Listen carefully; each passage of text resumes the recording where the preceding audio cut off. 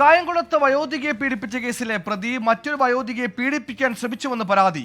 കേസിൽ പ്രതി ഓച്ചിറ പോലീസ് കസ്റ്റഡിയിൽ വാങ്ങി തെളിവെടുപ്പ് പൂർത്തിയാക്കി. ഓച്ചിറ ക്ലാപ്പന സ്വദേശി ചിപ്പി എന്ന് വിളിക്കുന്ന ഷിഹാസ് ആണ് കേസിൽ പിടിയിലായത്.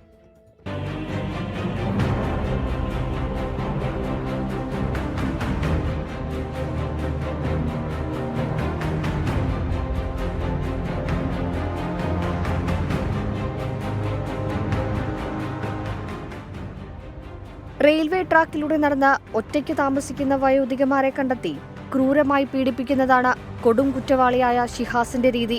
കഴിഞ്ഞ മാസം 15-നാണ് കേസിനാസ്പദമായ സംഭവം. റെയിൽവേ ട്രാക്കിന് സമീപം ഒറ്റയ്ക്ക് താമസിക്കുകയായിരുന്ന വയോധികയുടെ വീട്ടിലേക്ക് അതിക്രമിച്ചു കയറിയ ശേഷമായിരുന്നു പീഡന ശ്രമം.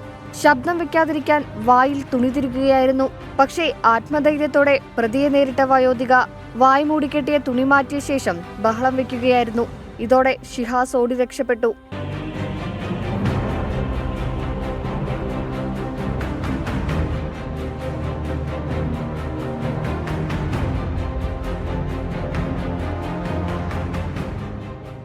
ഇയാൾക്കായി പോലീസ് അന്വേഷണം ഊർജിതമാക്കിയതിനിടെയും ഇയാൾ സമാനമായ മറ്റൊരു കൃത്യത്തിൽ ഏർപ്പെട്ടുവെന്ന ഞെട്ടിക്കുന്ന വിവരമാണ് പുറത്തുവരുന്നത്.